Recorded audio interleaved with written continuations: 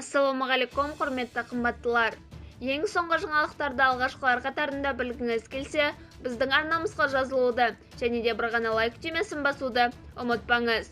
Лайк басқан қолдарыңыз Кабатулланың қабырғаларын ұстасын. 2023 жылы болашақ бағдарламасы бойынша 555 стипендия бөлінеді. Бұл туралы мемлекеттік кеңесші Ерлан Кариннің төрағалығымен шетелде кадрлар даярлау жөніндегі республикалық комиссияның кезекті отырысында айтылды.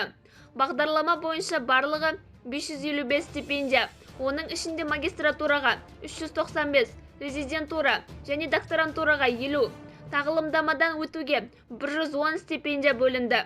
Отырыста шетелде тағылымдамадан өту үшін болашақ стипендиясын тағайындау мәселесі де қаралды.